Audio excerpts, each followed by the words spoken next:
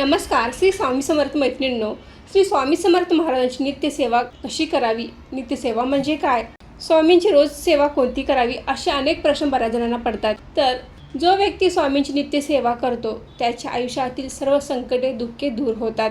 आजच्या धकाधकीच्या आयुष्यामध्ये आपल्याला देवपूजा करणे किंवा रोज पोथी वाचणे शक्य नसते. तर आपण श्री स्वामी समर्थ महाराजांची रोज 10 ते 15 मिनिटांमध्ये आपण छोटीशी सेवा करू शकतो. यालाच नित्यसेवा असे म्हटले जाते. तर ही नित्यसेवा म्हणजे काय, ती कशी करावी, यामध्ये काय काय सेवा आपण करू शकतो हे आपण आजच्या व्हिडिओमध्ये जाणून घेणार आहोत. ते व्हिडिओ स्किप न करता शेवटपर्यंत नक्की बघा. आजच्या धकाधकीच्या जीवनामध्ये स्त्रिया आणि पुरुष दोघेही कामानिमित्त बाहेर जात असतात. तर त्यांना रोज देवपूजा करणे शक्य होत नाही किंवा रोजच्या रोज देवापुढे दिवा लावणे, काही सेवा करणे शक्य होत नाही.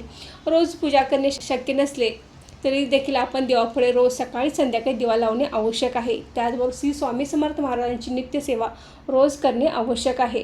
नित्यसेवा म्हणजे काय, यासाठी भरपूर वेळ लागतो का, तर नित्यसेवा ही अगदी छोटी आहे, अगदी 10 ते 15 मिनिटांमध्ये होऊन जाते.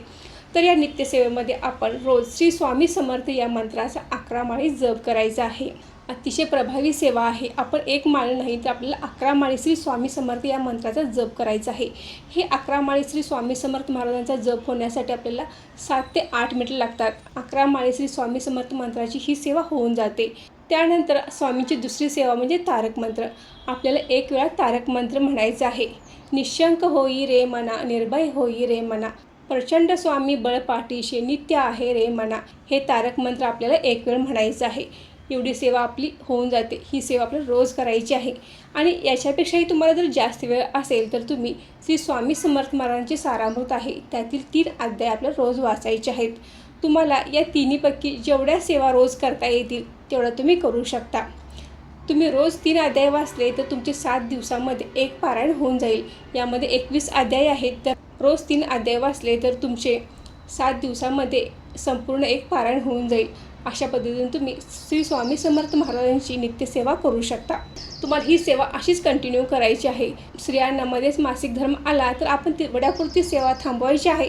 त्यानंतर आपण कंटिन्यू केलं तर चालेल. परत नव्याने करण्याची आवश्यकता नाही. जेवढे अध्याय आपले वाचून झाले आहेत तिथून पुढे तुम्ही वाचू शकता. तर अशा पद्धतीने आपण श्री स्वामी समर्थ महाराजांची नित्यसेवा करू शकतो. फक्त यामध्ये नियम एवढाच ठेवायचा आहे की आपण मांसाहार करून कधीही सेवा करायची नाही. आता ही सेवा आपल्याला सकाळीच करायची आहे, पण सकाळी करणे शक्य नसेल तर तुम्ही संध्याकाळच्या वेळी कामावर आल्यानंतर देखील करू शकता. स्त्री पुरुष मुले मुली कोणीही श्री स्वामी समर्थ महाराजांची नित्यसेवा करू शकतात. तर मैत्रिणींनो, आजचा व्हिडिओ इथेच थांबवते. आजची माहिती कशी वाटली कमेंट करून नक्की सांगा.